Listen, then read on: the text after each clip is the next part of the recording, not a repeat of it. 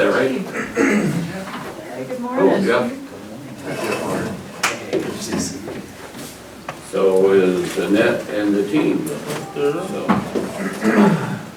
Yes, good morning, Commissioners. For the record, my name is Annette Leva, and I am the Regional Solutions Coordinator in the Governor's Office for South Central and Central Oregon.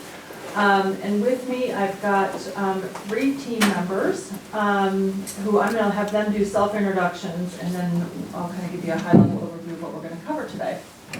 Good morning, Commissioners. Always a pleasure. I mean that sincerely. Always a pleasure to be in Lakeview, Lake County. I'm John Jennings. I work for the Oregon Department of Land Conservation Development. Good morning, Commissioners. Greg Sweeland with the Oregon Department of Environmental Quality. And you did. Good morning, Commissioners. I'm Larry Holzgang. I work with Business Oregon. Okay, so I did provide you 2 handouts. One is really what we call the Regional Solutions Toolkit. This identifies all of the staff who are members of our Regional Solutions team. And then I also provided you the year-end report of projects we've worked on in 2018. So for today's presentation, I'm going to do kind of an overview of the Regional Solutions Program, and then you'll hear from the chair of our Regional Solutions team and perspectives and contributions from the agency team members. So the vision for Regional Solutions is to align state resources, whether those are grant programs or staff capacity or information that might exist across the state enterprise, to kind of align state resources with other public, private, philanthropic resources to support local economic and community development projects. And the way that we implement that vision is the governor has appointed an advisory committee for each of the 11 regions. So the Regional Solutions regions are aligned with the 11 federally designated economic development districts. And for each of those regions, the governor has appointed 5 members to the advisory committee who make up kind of the executive committee. So here in South Central region, our convener is Jane O'Keefe from O'Keefe Ranch. We have a private sector representative, that's Tricia Hill with Gold Dust Farms in Klamath County. The AOC recommended member is Commissioner Winters. The League of Oregon Cities recommended member is Mayor Westfall from Klamath Falls. And then the philanthropic representative is Chip Massey, who works with Klamath Community College, but is also a fellow with the Oregon Community Foundation. Those 5 members serve as our executive committee, and they then have the ability to appoint additional members. So from Lake County, we also have Joe Walls, Betty Riley with SCOED is on the advisory committee, Jessica Bogardus with the chamber is on the committee, Roberta Vanderwall with the town is on the committee. So we have, I think, 17 members in total on the Regional Solutions Advisory Committee. The committee has 3 main responsibilities. One is to identify what are the priorities for economic and community development in the region. And here we really work closely with SCOED, since they also have a comprehensive economic development strategy, and the counties, the towns, the cities. We are not reinventing priorities. We are hearing from members what their priorities are and then really looking to synthesize those at a very high level. And the second role of the advisory committee is to help identify, so my role is to look across the state enterprise for those state resources that I mentioned. The advisory committee's role is to help identify local resources to bring to the table on projects. And then the third role for the advisory committee is to recommend projects that we have sought funding for through the legislative process. And there's several examples here in Lake County where projects have been funded through that process. So I wanted to identify for you on this handout, at the bottom of page 1, you'll see the priorities that the Regional Solutions Advisory Committee has identified for South Central region. You'll note that they were last updated in August of 2017. The advisory committee's next meeting is on April 18th at the Oregon Institute of Technology in Klamath Falls. And our main agenda item is to revisit priorities and evaluate priorities. And you'll note if you look through this report that there are some priorities where we actually haven't accomplished any projects. So I think one of the points of discussion for the advisory committee will be whether or not those should be replaced, maybe with some new and different priorities. So the other way that we implement the vision, in addition to the advisory committee, we have the regional solutions team, which is state agency staff. We either meet in person or have conference calls once a month. And really, we look at what projects are we working on together that address these priorities. And it's also a really good opportunity for agencies to share information among one another about the things that they're working on so that we can look for whether or not there are any connections among agencies. So with that, I'm going to turn it over to our chair. And I will say John Jennings has served as the chair for the Regional Solutions team since I started, and maybe even before I started. So he is the longest serving team chair for any of the teams in the state. Thank you, Annette. I'm not sure if that's a compliment or I suspect it had more to do with not anyone else wanting to do it. But no, I have been serving as chair for quite a while. It is a compliment. Thank you, Commissioner. And I've been doing this for quite a while. Larry and I think can remember way back when the whole notion was kind of conceived, and it really began in, I think, the early 90s with the prison siting in Mount County, Rosemary County. And a group was brought together, we were called NOVA, which stood for Nissa, Ontario, Vail, and Adrian. And it was really about kind of sorting through the community development issues and infrastructure issues and some of the things. It's a big project in a community that the governor recognized could be assisted by bringing some state agency talent to bear on that. So, you know, we're going through a couple iterations. There was a meeting in 1997 at the West Salem grocery store over there, and you know, it's grown to be what it is today. And you'll notice the multitude of agencies. I work for the Department of Land Conservation Development. We're the state's land use planning agency. Business Oregon, who, if you don't already know, will come to learn, have an investment in the state in just about everything that happens with regard to that. I'm not overstating that. I mean, that's the truth. You know, DEQ, you know, whose role, particularly in this region with the airshed issues and the water issues. Again, ODOT, DSL, and this are state parks, ODFW. You know, so it's a broad group of characters sometimes, of disciplines, but we have a common denominator, which is we all have an interest in community development. And so putting us together like this really gives us a platform to help advance local priorities while supporting our agency's missions. And that's been very fulfilling for me and for us. And I'd also add that sometimes the value and the benefit and the return on that time isn't always tangible, it's not always measurable, but I think that the relationships we've built and the trust we've built is irreplaceable. I don't know how else we could have come to accomplish that.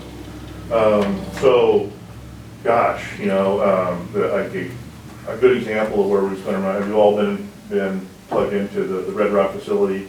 I just don't want to belabor that point, but I think it was I feel like it was our familiarity with the issue, having an opportunity to understand what they meant. You know, we recognized right away this was probably a once in a generation opportunity for the city of Lakeview and Lake County.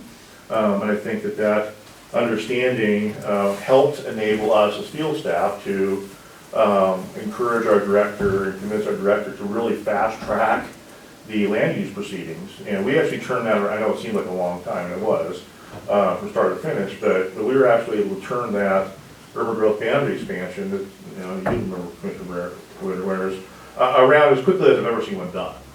So again, I don't know that there would have been, I think we would have gotten the same place, same outcome. I don't know if it would have happened quite as rapidly if we hadn't had the opportunity to participate and coordinate. with our sister agencies and our local partners. I'm just gonna stop now, because I could go on and on. No, I do want to take an opportunity to make a comment, I hope it comes out right, is the state agencies, we as politicians, a lot of times beat you guys up, at the same time have our hands out for support and money. We know. And the professionalism that continues to come out from from all the people that do the work is appreciated. So I think in my transportation side, we built that relationship a whole bunch, because I beat them up and asked for money. But you need to know that we are appreciative. In the private sector, and we do have Jeff Manderneck sitting here representing Red Rock. In the private sector, that fast turnaround is a long time. So to put it into perspective, today, of you saying that's the fastest you've ever seen at the state level, thank you very much. That's one of the struggles whenever you have the private sector and people want to invest in your community, is the state, county, and our processes are much slower than the private sector is used to. So appreciate the hard work that was done. Absolutely, we're glad to do it. Thank you, guys. Yeah. And keep going if you like. Are there other questions? We're going to have the other two agency representatives talk a little bit about their involvement, and then we'll be happy to answer any questions. Okay.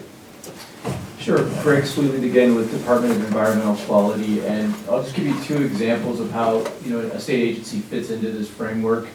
The first one, as John mentioned, was the Air Quality Advisory Committee, started in 2014 to address particulate matter.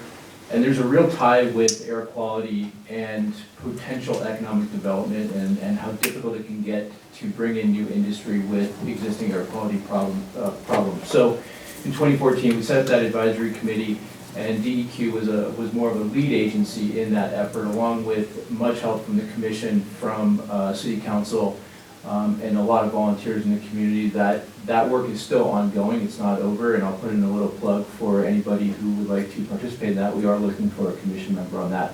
But it's just an example of how an agency can kind of lead an effort over multi-years that seems to affect just air quality, but there's really these other angles that are related to economic development. So that's one example. And the other one, in a project like Red Rock, there's a lot of benefit to having one person and one core group looking over the coordinated permitting for all of the different permits that are going to be needed environmentally, both state and federal. And so really being involved in that process, it makes it a lot easier to have a handle on what's going on with all of the different permitting needs, and to make sure those are all on track. And that's something that really doesn't happen much with an agency like ours. We tend to be very siloed in how we address permitting, and so it's incredibly beneficial to have that perspective and the ability to kind of have the same coordination over all of those permits.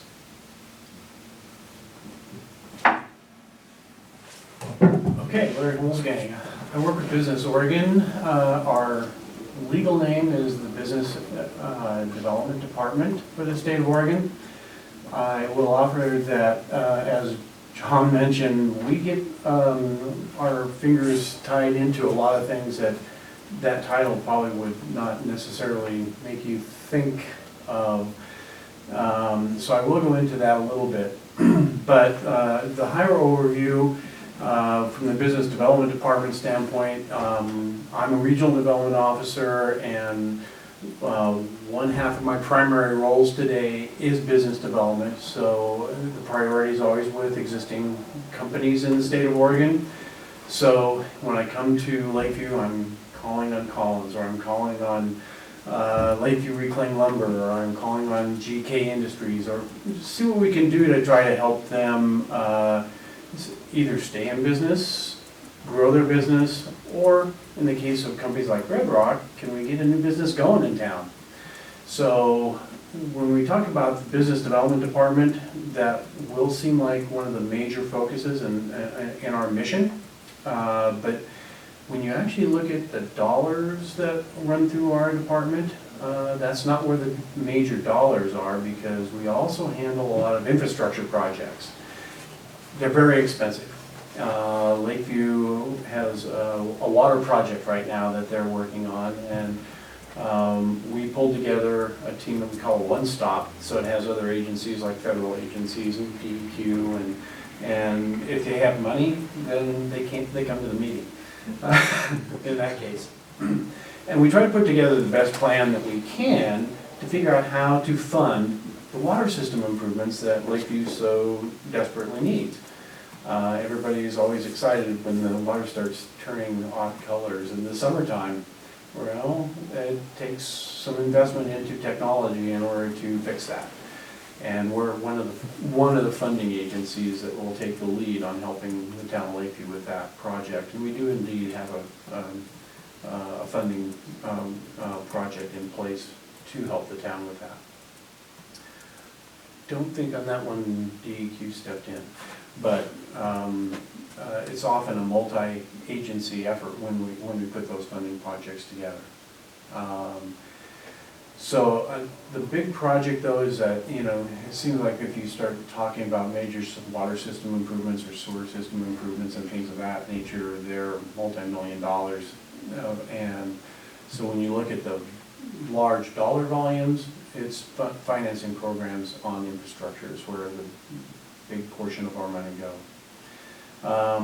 When John mentioned we get our fingers into other things, it isn't a program that's unique to Business Oregon, but we have LEOF, Local Economic Opportunity Fund. Really, that was organized through the governor's office and came down through the regional solutions team.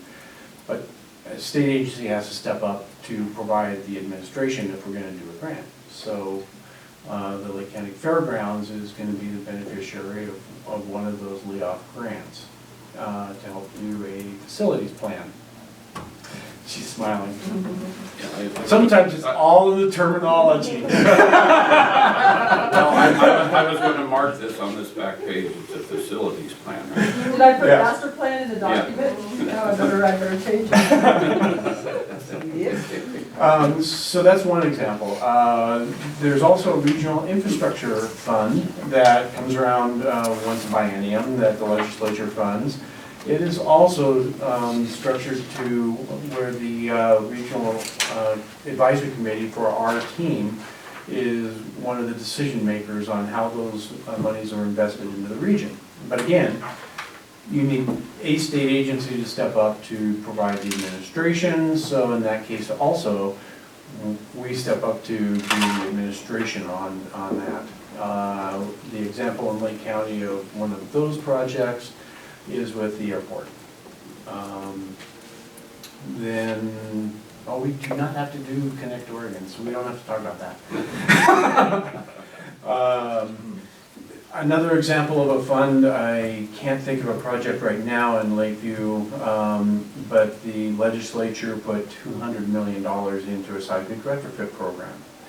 Again, the state needed somebody to administer that program, so that landed in our department. 2 awards that have just been recently made in the region or in Klamath County. The city school district got a project, and so did the county. Both of them are a little over $2 million to do seismic retrofits on schools. But overall, statewide, it's a $200 million program, and we administer that. Seismic retrofit, could you describe that exactly? Is it in terms of improving There's a the lot of facilities, there's a lot of buildings that are reinforced masonry type buildings, and they're in danger of a lot of structural damage if you have a good solid earthquake. Klamath had an earthquake, back in '93, I think? And they got a new courthouse out of it. Yeah, they did. Now without a fairly sizable levy that the taxpayers had to vote on. But Yes. yes, they did get a new courthouse. And it wasn't because the building fell down, but it did have structural cracks and deficiencies that occurred because of the earthquake. And so the old courthouse had to be demolished and a new one built. Seismic retrofit is to go in and make improvements ahead of time so that doesn't have to happen. Okay. I think the Innovation and Learning Center received a seismic retrofit grant. Possible? Many years, several years ago now, probably 10 years ago. Yeah. And I think there's a line item in the governor's budget for reinvesting into some more seismic retrofit. I'll hold our breath to see how that plays out come the end of session, but I bet it's there. So it's primarily for earthquake, or not earthquake prevention, but prevention Of damage. Damage. In the. And it's for public buildings and schools. Most of the investments have gone to schools, but not all. Okay. Yeah. So again, it's not something with the title of the Oregon Business Development Department or Business Oregon. You wouldn't necessarily think that, that name wouldn't draw you to thinking that we do that kind of work, but we do. We're the agency that picks up a lot of that. Economic development projects, we also are the instigator of a program for ODOT, which is the Immediate Opportunity Fund, which is a transportation program that we can help with things that gas tax money can pay for. So roads in particular, and so if it's an economic development project or economic development oriented, it starts with my department, but it's actually funded through ODOT and contracted through ODOT. So it's a hybrid in that regard. But ODOT has a budget every biennium of $7 million to work with economic development projects on road infrastructure that needs to make the project happen. Okay. Would that include like repair to bridges, No. with things like the seismic? Those kind of things would be programmed through the STIP, the State Transportation Improvement Plan. Okay. This would be if you have a industrial park that you're pulling together, you're certifying it, you might turn to my department to get assistance for funding on water and sewer and infrastructure. You would maybe turn to ODOT, to the Immediate Opportunity Fund for help on getting the road put in, if it requires that. If we have an actual job creation project, something maybe akin to Red Rock, we didn't use Immediate Opportunity Fund with Red Rock program, but we could have potentially. So those projects go on statewide, and you can get up to $1 million on a road project with the Immediate Opportunity Fund if there's adequate job creation Well, I support. think on Red Rock, that there had been justification for a right-hand turn off of 395. We probably looked at ODOT and looked at those dollars for Right. that, but the study didn't show that that was necessary. So Right, yeah. I think that'd be an example. Correct me if I'm wrong. That would be a good example of something like that. I'm even maybe forgetting some of the, she wanted me to mention, we also have a Brownsfield program inside our department. And so when Betty gets started with some of her Brownsfield work, there may be a role that we can step in and provide some additional resources to what she already has to do Brownfield cleanup or assessment. I'm reading this off the top of my head, so we're going to go with that. I will offer, though, that as an economic development agency, I'm truly appreciative of the regional solutions team. Greg is somewhat new to the team, and he's starting to learn how often we're calling him and going, hey, I got this project. It's turning out to be very frequent, and it's good. We have a team where we all know each other, and we can start working on projects, whether it's a land use issue or whether I have an air permit that's going to need to follow a project, or water issues that are going to follow a project. We're always talking, and to have that team put together and the cohesiveness that the regional solutions team brings to the table is super valuable to me working in the economic development group.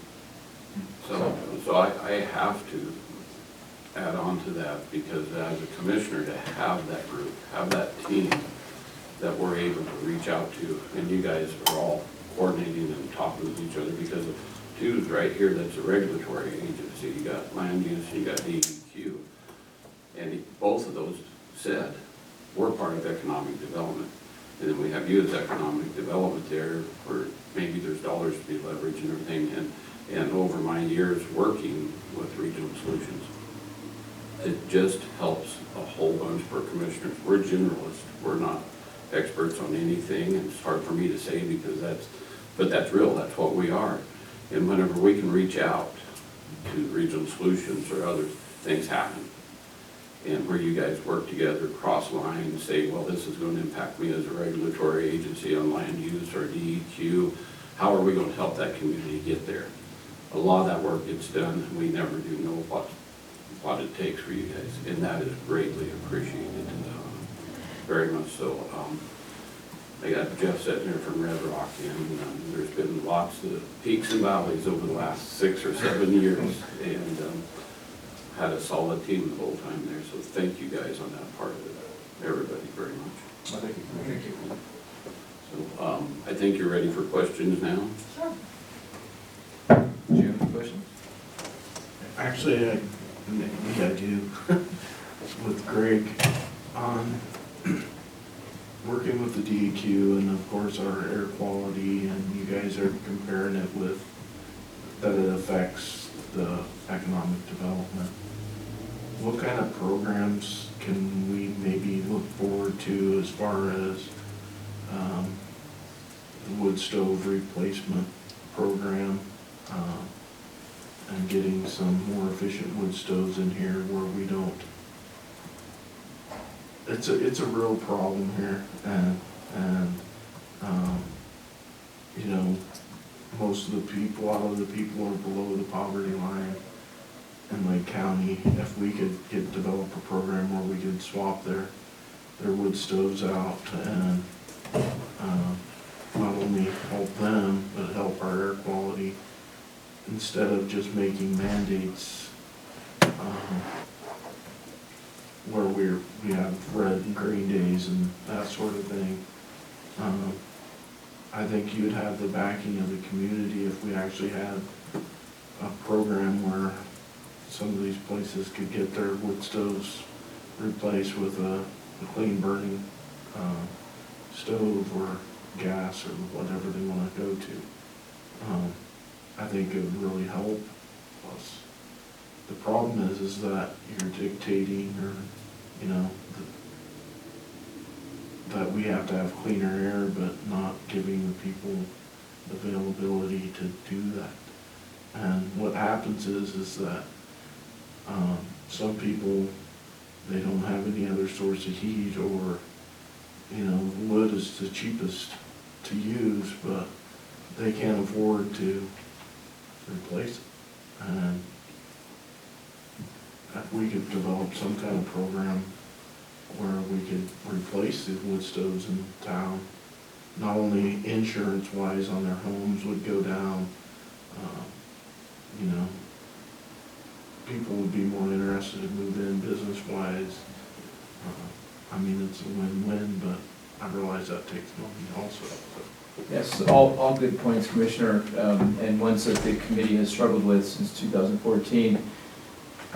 Betty might be able to speak more to this than I can. I believe that wood stove change-out program that was fairly successful, and I should add, and I should have added it before, was successful in generating some credits that could be used for business. So there was another economic direct tie into that program, but was a one-time use of funds that was rolled out over a period of a year and a half, and I don't know that there is the possibility for that coming back, but we can talk about that. I think that was a one-time use of the funds, and I'm happy to turn it over to somebody else who knows the direct answer to that. But you're also correct that you know, there's geographically Lakeview is in a very difficult spot with air pollution, and so we recognize that the federal rules are fairly inflexible in terms of recognizing that geography, which is why we do focus on the, you know, the red days, things that don't cost a lot of money, education, and seeing how that works. And it has had some degree of success over the past couple of years. But maybe, Annette, you want to speak to the money, the availability? Yes, thank you. Yeah. So in 2014, the Regional Solutions Advisory Committee recommended wood stove replacement as its priority funding project, and we were able to secure $1.5 million from the legislature for that. And the money was divided between Klamath Falls and Lakeview, and was administered by SCOED. And with that money, and the money was leveraged with other funds that could do weatherization, that could provide pellets for stoves. The stoves were purchased in bulk, So that also secured a reduced cost for the stoves. And I'm going from memory, and I looked at Betty, I think here in Lakeview, 150 stoves With were that program, yes. removed and replaced. And that That was the program second program. was the second program. There was also some money through the American Reinvestment Recovery Act that was also administered by SCOA for the same purpose. As Greg mentioned, I'm not aware of funding for continuation of that program, other than if our Regional Solutions Advisory Committee were to prioritize it high again. That may be challenging given how much air quality has improved as a result of those 150 stove replacements that have already been completed, but I think that's certainly something up for discussion. I think if we could do another 150, we'd have, You get there, huh? and So one of the things that has been challenging here in Lakeview is there are fewer alternatives available than in Klamath Falls because of the fact that there's no natural gas. So we were looking at electric units, and for Lakeview, we actually developed special guidelines on what could be a replacement, what could be funded as a replacement. In Klamath Falls, what was funded as a replacement primarily was natural gas. Here, we actually allowed for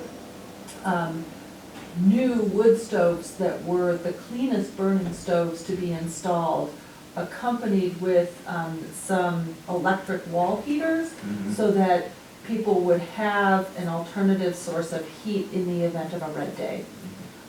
So that's really the approach that was implemented here in Lakeview, and I think it was pretty successful, but we really had to make the wood burning alternative available and assure people that that was something that would be available to them, that they wouldn't be forced to move away from wood. And the thing about the wood too, also, and I appreciate, Commissioner Winters is really working on the natural gas thing, and, we have oil and all that too, but the problem that I see is that if any of them, if we go off and lose our electricity for any length of time, whether it's gas, electric, oil, they all are operated by electricity, and they have an electronic component where the wood stove, your fan might not work, but you're still getting the heat. And so that's one of the problems. And like Oak Ridge this year, they're out of power for 3 weeks. If we're out of power for 3 weeks in Lakeview, for any reason, whether it be an act of God or whatever, in the middle of winter, that would be a real problem.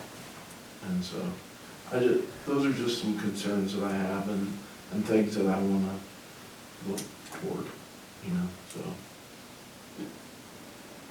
And I would just offer, SCOA has a vast amount of experience with wood stove exchange programs. So there may be an opportunity to pursue some grant funds from other sources that I'm not aware of with their expertise. I think it stays high on all of our list, trying to find the dollars and everything. You nailed it, we have a need still. We're unique, as the last program was to try to make it fit the Lakeview area. So Greg, you talked about the geography of, our air pollution, which we all experienced it last year with the forest fires, and fires that weren't even here, and we were suffering from the wood smoke. But it seems like we get penalized for our geography, and that we can't do anything about it. Right. And we hear this, communities across the state. There's a lot of weird federal things that don't make sense to people, or don't make sense to me. There's, for one example is prescribed burning, it doesn't count, for your pollution, but wildfires do, or vice versa. So wildfires count, but prescribed burning doesn't. Those two things have gotten so interconnected, it's hard to say where does prescribed burning stop and wildfires start now that the age of fire that we're in. But there's a lot of nuances like that that are that are fairly inflexible, but the EPA is looking at exempting prescribed burning, so that would help. But right now, there's no authority to do that, but that is something that's being looked at the federal level to apply. Isn't it true that if we did exempt them, then we would be under the? Yes. Yes, and I think you're meeting right, you are complying right now for the 3-year average, which is what the standard is based on, but you're barely complying with that, and the fires in 2017 really did not help.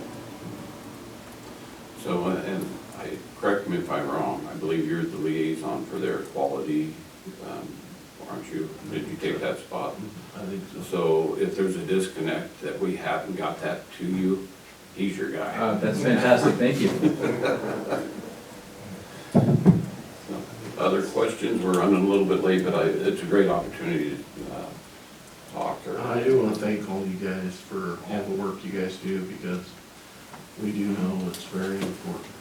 And so I want to thank you all for doing what you do for us, So thank you guys again for your patience and generosity.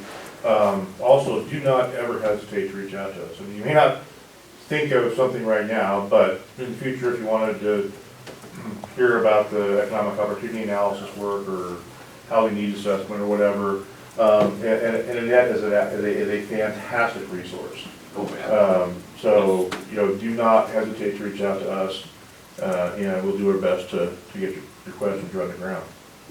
Yeah, and we thank you for your time today. It's Well, always a thank pleasure you. to be in Yeah. Lakeview. We We'll be appreciate back your soon. time coming today. And John's part of our community through 4-H and FFA. A lot I of delivered 4 4-H hogs on the way out today. Yeah. That explains it.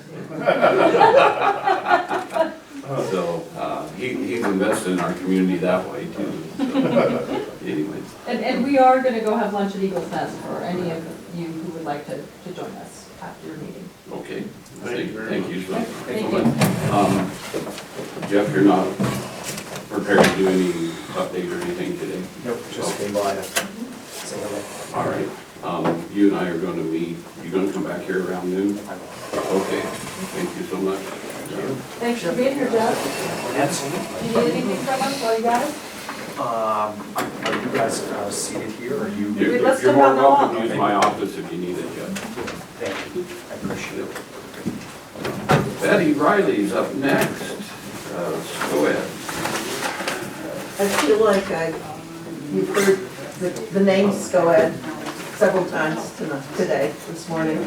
And like I told the commissioners over in Klamath, there are days where I want to have hats made and hand them out to you because you are my SCOED board. So I feel like what I'm reporting to you not only as Lake County commissioners, but also as my board members. And so I appreciate your time today. And just one of the things, first of all, I want to offer, Ginger apologizes. She has been dealing with some medical issues, and she had an opportunity for an appointment that got changed, which meant she couldn't be here today. So she is here in spirit. And I'm here to, first of all, I have presented a budget request and also kind of an update on what some of the work that we have done in this past year specific to Lake County. And also just to have you kind of understand a little bit of the role SCOED plays. We are first of all identified by the U.S. Department of Commerce Economic Development Administration as the regional planning organization. So when you hear the comprehensive economics, the SEDS name and the comprehensive economic development strategy, that is what we are asked and mandated to do with the funding that we do receive from the Department of Commerce. So the funding that I receive from Lake County is part of my overall budget, and the request that I have this year is about 4% of my overall budget. But it is a cornerstone piece of that budget because EDA requires that we have local contributions to the work that we do. So it is appreciated, the fact that we also use that fund to staff a position here. But it also, SCOED is myself, Pam, who is our community development specialist over in Klamath, and Ginger here in your community. So we're lean at the moment. I'm trying to build a budget where I can actually have a financial person also, because right now that's what I do on Fridays. But that's really, I need to really have more time out there. This last year, we have received and are implementing these EPA Brownsfield project funding, which is a little bit of an odd economic development tool. And I know it's kind of sometimes hard to understand how going out and looking at potential contamination can lead to community development and economic development. But really, the funds have enough flexibility in it that what we can look at is underutilized properties, such as Lakeview Lumber, which is one of the ones we're looking at now, which is a vacant parcel, a large parcel that hasn't sold because there are perceptions it's an old mill site and there may be land contamination. What we get with that is we identify, is that real? And if so, we can then identify ways to clean it up. But we also can put together reuse plans that the community can have input into, that can identify what would the community like to see that prime piece of real estate look like. And part of that is even bringing in site consultants and other types of expertise to help us identify, is that something that we could market, or is there, or we can look at housing development, or we can look at all sorts of different ways of using those funds to really stimulate. And that's what I'm hoping we will see in the next year and a half, is a stimulation of the economy with those funds. So that's one of the big deals. A lot of time, both Ginger's time and my time administering that fund is happening right now. We also have worked with some of your local business owners. Some of it is more of just referring them to the business development, small business development department. We've got about 4 or 5 businesses that I know they're working with now that are in your community. So we're really trying to push the linkage to the SBA funded program. But also we've worked with GK Soundbooth on some of their expansion efforts, and I know that you are, they're looking at, they're using the incubator building for that proof of concept on that project. I'm really excited about it. I mean, Yeah. their opportunity is very real and could be an explosion in this community if it took off. I was So down there last week and I'm they're glad really to know. working on some good stuff. I come over here and there's days I come and I go and every time I think, oh, I should have gone by and visited with them. But yeah, no, they're committed to the community in the way that they're also looking at other entrepreneur activities and things to do. So, and then we also manage the enterprise zone for you. That's not a lot of activity, but that's part of what you fund us to do and to provide the expertise for that. And we did, work very closely with the Red Rock project related to the enterprise zone and their community service fee and that type of activity. We also have a funding program. Well, we have several funding programs, but we do gap financing for small businesses, and our most recent loan was to 4805 Repair in partnership with you guys with the Lake County Community Loan Fund. And that is a startup, and he's kind of, part of what we do is we're not just the bank, but we're also a little bit of the, I call it the mother-in-law. We're making sure that they're following what they say they're supposed to do and working with them on that business. And so we're constantly, looking for opportunities to help businesses. At the same time, we do the community development side of things.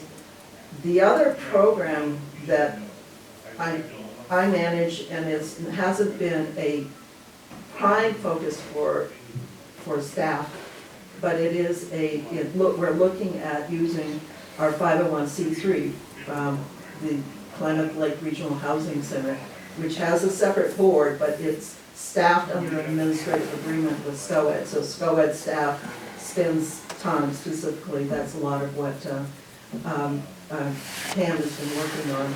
We're focusing in on housing rehab and really trying to identify both urgent need funding dollars and also housing rehab funding. And part of that housing rehab then could address some of those issues of uncertified wood stoves, roofing, insulation needs and things like that. So what we're anticipating doing, and we have talked to Klamath County also about a regional housing community development block grant, which could be used for housing rehab, and to be able to apply for those funds in the next year. So that is part of, it's not a SCOED function directly, other than we provide, SCOED provides the staffing for that purpose. And we use the nonprofit funds to reimburse SCOED for it. So those are, there's a lot of things, everything that, that I also work very, very closely with the Regional Solutions team. I participate in all of their monthly meetings so that I'm aware of the things. And part of what my expertise is, in addition to planning, is also grant writing. And so I do, when I see opportunities of funding that is available that has anything to do with any of the projects, including helping get the funds for the fairgrounds, I wrote the grant and then I had to rewrite the grant using the appropriate language. Yes, because it didn't get funded as a master plan. But that is part of what I bring to the table, and also the connection to the federal agencies. EDA is my parent, as far as my primary funding. EDA does have public work funds which can be used for infrastructure projects if there's an appropriate linkage to economic development, and I have talked to them about the potential of the rail project and or the other types of things, and so I'm hoping that there may be an opportunity there. Unfortunately, they can only do 50%, and coming up with that other 50% has been your challenge. Yes. But I also work very closely with USDA, and I know their programs inside and out because I've used almost all of them at one point or the other. I've also used, I've got EPA dollars, I've used Department of Energy dollars, I have used just about every federal agency that is out there, if it is a fit to helping the communities here. So I've worked, in the past I've worked on watershed projects, I've worked on a lot of different things. And so that's just kind of an overview of, things that are happening right now. I'm feeling a little overwhelmed because I do have to complete the sets and I have to get the budget done, and I also am a caregiver for my mom who is living with me, and so things have been a little tight, but I'm more than willing to work with you in any way. As everyone else says, make sure you call and ask. I did facilitate a strategic planning process with the new town council, which I came over for 2-hour sessions a couple of times, and went with and helped them develop a strategic plan for what the town itself wants to be working on in the next few years. And I thought that was a very good process, and realized that I really should be doing that with all of the small communities, but it's been kind of a challenge. But I did make a connection with the mayor up in Paisley, and have had a couple of phone conversations with him on a couple of things that no one wanted to talk about in the public meeting, but if they know who to call, they'll talk to us. So Betty, it is quite a unique, as we're your governing board for SCOED. Right, I understand. And we're also the board of commissioners for our decisions on trying to help budgeting. And so we can't commit to anything. No, I understand. That's your budget. For budget law, we will say we'll take it into consideration during budget time, stay within budget law and compliance there. And these are the hardest conversations in the world to have because we're all in public settings and all this. But are we at the day that we have to look at the structure so that, and this is where we're in two halves, where SCOED as in where the governing board is looking at is, we need a financial person. Mhm. We need your expertise put on the ground, Mhm. not doing the books. Right, I understand it. And is there a way to take our dollars or a portion of our dollars, look at it, and maybe we have somebody over here 2 days a week, but that's your financial person / economic development person in Klamath that travels over here? Would we accept it? I'm throwing this out there, you guys have no idea where I'm going.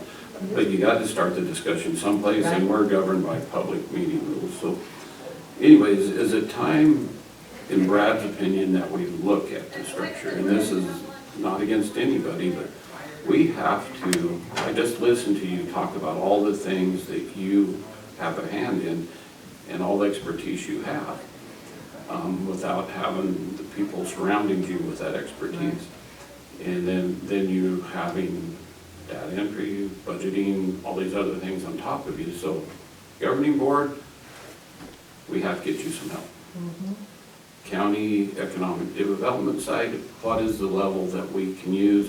Can we restructure a little bit? Maybe we, just throw it out there, we've talked to a guy that could do some consulting possibly. Would that be more expensive, less expensive? Could we do that? Usually it's more, but. Usually more, but it can be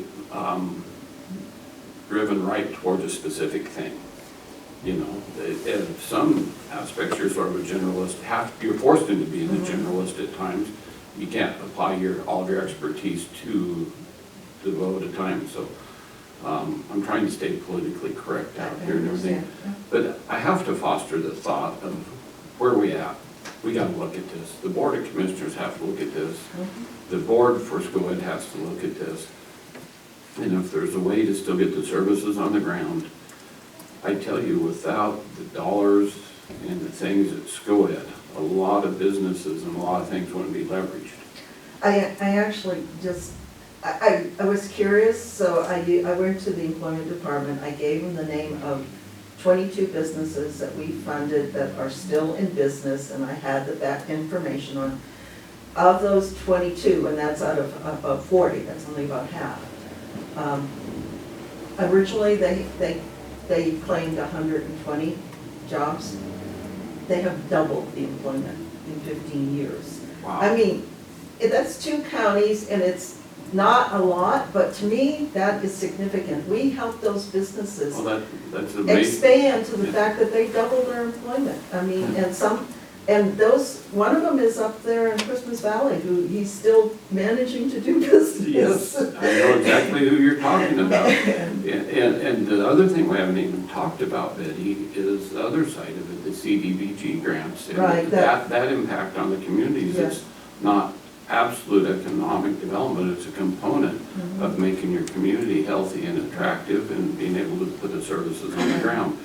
So I we'll take this under consideration, but I know, I don't want to speak for Mark, he's sort of our liaison on one part of our economic development, but I think your executive board and Mark and you guys are going to have to sit down and have a brainstorming session that isn't always the most fun to have. Well, And I have always been open, I've been doing this work for 25 years. I've had as many as 8 staff people working for me, and at my peak, but the dollars are harder to come by. they're harder to come by. And I just got a message today saying the city of Klamath Falls, who's always been one of my ones that was there, just giving me standard amount of money, is wanting justification this year and may not be able to fund me at the level I am. So I spend a couple months a year just, You're looking for money. I'm looking for money. You I'm have- trying to fund a $750,000 budget. That is not easy to do. Well, and I'm beating up a little bit our fellow commissioners from Klamath County because of the amount of funding that goes to Conceda is huge. So anyways, Yes, I know, and every time, and a lot of what the work I do, is what I call the catalyst. It's that something that gets things going, and then it takes off, and it's great. but then I'm competing for funding from Main Street programs and from Small Business Development Center and from all of the other economic development tools and agencies that we have. And so my role is really though to put those pieces in place and to have that capacity so that we have the things that we need. But it then becomes a life of its own, and those dollars aren't there anymore. So reason I threw that out there, Commissioner, is just to foster an idea, to have that discussion sooner than later. You're on the executive board, executive committee, if you want to have that discussion. If not, we'll just take it under consideration during our budgeting time, but there's still time enough to have some thoughts of the structure. And you know, I've had conversations there's flexibility as far as I'm concerned. So I am also, you know, at that stage now where I would love to have something in place to continue my organization without, because I need to set that in place before it happens, I think. You know, Whenever, I'll throw on my school ed hat, whenever we have our executive director doing the financial part of it, the bookkeeping, she is not out leveraging those dollars for the big projects, the communities and everything. So we're at that juncture. We've heard about it in the school ed meetings for 2 years at least, not 3 or 4. The audit has brought it up, yes. It maybe we're the catalyst to start the discussion. And I'm sorry for it to, but we have to operate through public meetings. So I'm throwing some thoughts out there. And like we've talked, you know, I've been really thinking about this, and half of the fault isn't SCOEDs or Gingers or Bettys. Half the fault is, I believe, us. And the reason I say that is because we need, as a board, we need to work on an economic development strategy. Instead of having a shotgun approach and see if it hits something, let's start focusing on certain things and turning Betty loose on them, and if they work, fine, great. And if they don't, we have plan B. And you know, I'm gonna start working on that, and then I'll start getting information from you guys that something that you guys might want to focus on in that realm. On the other hand, I realize that you're spending 1 day a week on bookkeeping, and when you figure that into a year, that's 52 days. That's practically 2 months out of the year she's not working on what she needs to be working on. Well, You know, I've had the pleasure of the same as Betty, because I've been on so long that whenever she had the staff over there and how well things flowed back in those days, and I could go where there's Deanna, I would talk to her. I'm trying to think the other gal that was so. Shiloh, who was Shiloh, my yes. finance person, who I cried when she Yeah. left because she was so. Yeah, and you know, and as dollars have gotten tighter and everything, and just to keep things going, it's all scaled back, and hopefully if we can keep it going, that will, someday the funding will find the funding stream. Someday Betty's going to retire also, so it needs to be set up for success. And This is my 25th year of doing this work. Yes, This is my 4th career. Yeah. So- So with both our hats, we have 2 things to consider here, and they both, the monies impact both sides of it. So I think it's time that we have that discussion for the longevity, try to look with a vision of what will work. The vision of the county is we need full-time economic development as far as I'm concerned, and we're such a large county. But do we scale that back for a short time as we move forward to get to where we need to be? Just some open thoughts for 2 new commissioners to ponder. Doesn't mean they're the right thoughts or they're the wrong thoughts. It just starts a discussion. And Katie is great, because we actually are talking to the Ford Family Foundation about some of the things that need to happen, and if there's a way that we could supplement some of our work, but Katie worked with me for a couple of years, so she understands the needs also, so. Well, and I heard a state agency today say that some things aren't tangible, that you can't put your hands right on. In economic development, the things we do today, doesn't mean that those jobs were created, but in 5 or 10 years, that may be the catalyst that attracts the economic development, and we're ready, and it happens. And that is one of the biggest things I learned as a commissioner coming on, is I thought economic development is how many jobs you created. Economic development is having a plan and have everything ready. So when, those businesses can create. yes, when the opportunity comes, whether they're attracted or they just happen to see us, and there's a lot more to economic development than just saying, as you know, I don't even like calling it economic development, it's community development or something. Anyways, I don't want to belabor things. But I appreciate, I have been trying to make sure that things are flowing well on all sides, and if you have concerns, questions, want something that a priority that you want me to make sure I am including, I need to go find a closet somewhere and write my sads.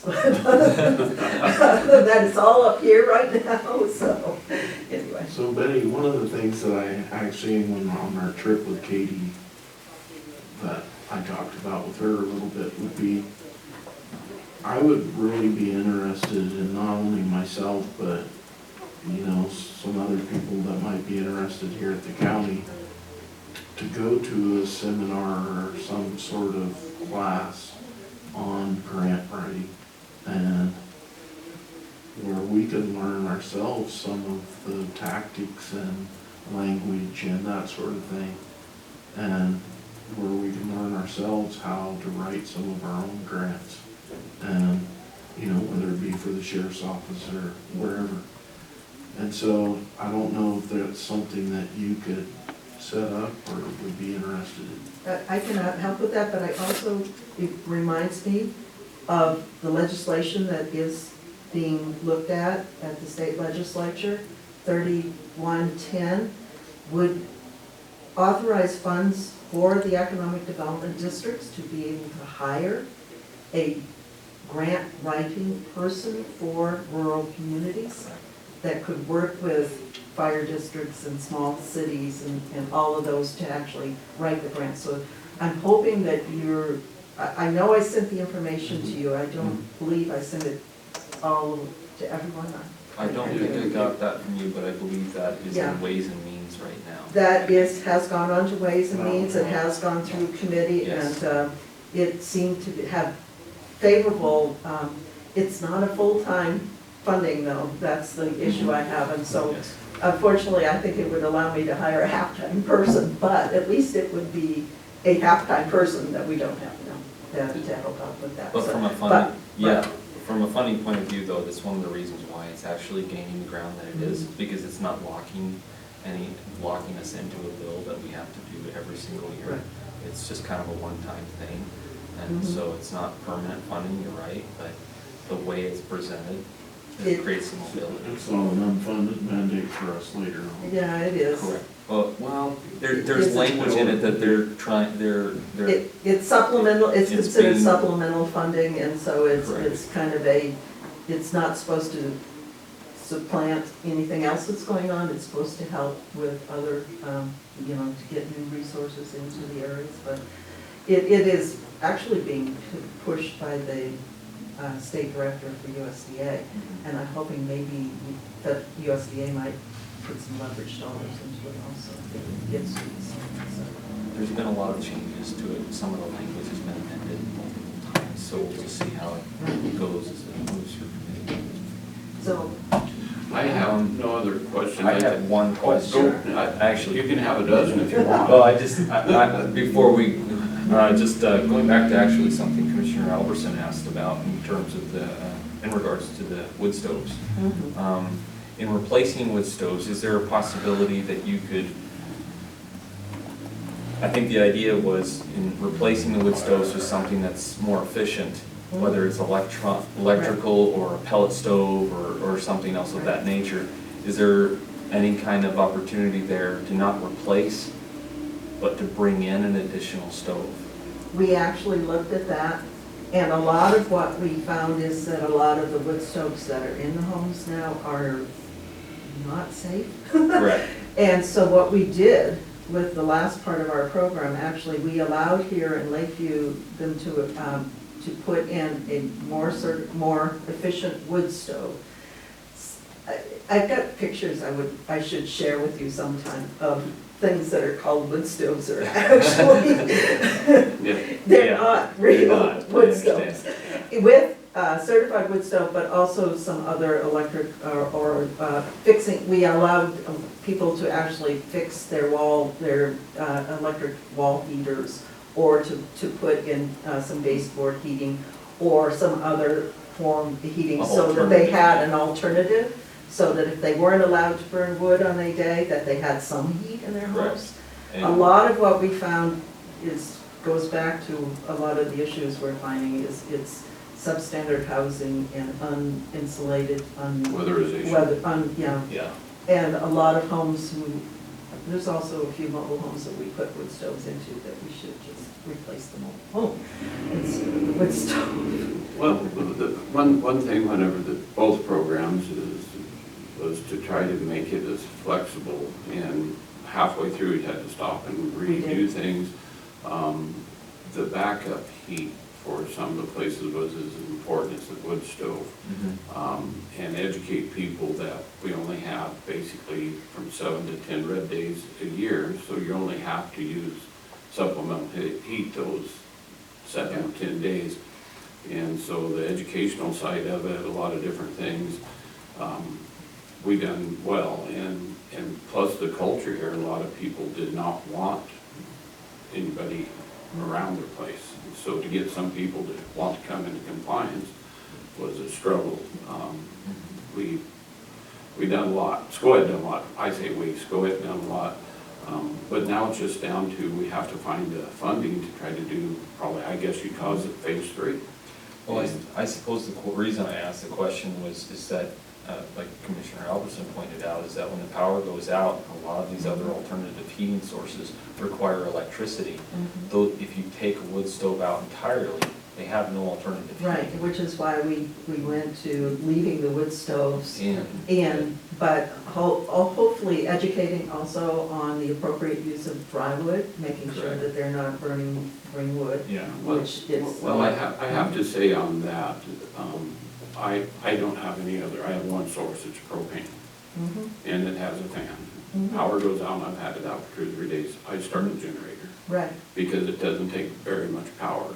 So I appreciate that. Not everybody has a generator, but if you only have that as your backup, and you do have the fear of it being an extended period of time, you have some responsibility to try to think of what you can do. And there's a certain amount of personal responsibility that falls in that. I mean, I live in Summer Lake, so I actually have 3 alternatives. And we have a very large old wood stove built back in the 1930s that never gets used unless the power goes out. And we use that for cooking all of our meals, and we were cooking for multiple people in the community that had no other alternatives for making meals. I actually lived in California in an all-electric house one time when the power was out for 3 days. Moved into my parents' house and we cooked our meals on our wood stove. You know, that's in the Sierras. We were making pizzas and hot dishes and everything else, you know, and so having those alternatives are important. Oh, I get that. And, you know, I grew up in northern Maine, and so I also grew up with those type of wood stoves. The wood stove discussion, I think there's a lot of discussion even offline with Betty, just getting some of the history of everything. And I think that it's in place of if we can find some funding of the flexibilities, the backup and all these things. We're pretty unique here, with that, only so many opportunities. You know, my dream is the natural gas will alleviate a lot of that, or will help a lot of that, but that's a few years down the road, hopefully. But anyways, other questions of Betty? No, no, I think you hit it spot on as far as when it comes to all those alternative forms of heat. And like, this is a great educational opportunity for us to educate the public too, and for us to talk about these issues, is that, you know, we're not looking to take away wood stoves entirely, but if you can get people to shift over to using an alternative heat source a good majority of the time, Right. and that wood stove becomes more of a backup, and you can kind of shift it around to where you're not just burning wood stoves and then you're not on those 10 days, but you can actually reverse that. Yeah. That's a really great Yeah. great segue into the conversation. The educational part, and I think there was quite a bit of more understanding of what it is, instead of just radical as I can't afford it type thing. Anyways, Betty, do you have any more? I don't have anything else, no, specific, I'm not Katie, I could keep going. I don't need to, I'm You sorry. don't talk much. Well, Katie put in an hour's worth in 15 minutes. I just, She should be an auctioneer. every time I see her, I tell her I love her energy. So These with guys are that, brutal. with that, I don't believe there's anything else to come before us. Commissioners, we will adjourn at 20 minutes to 12. Thank you.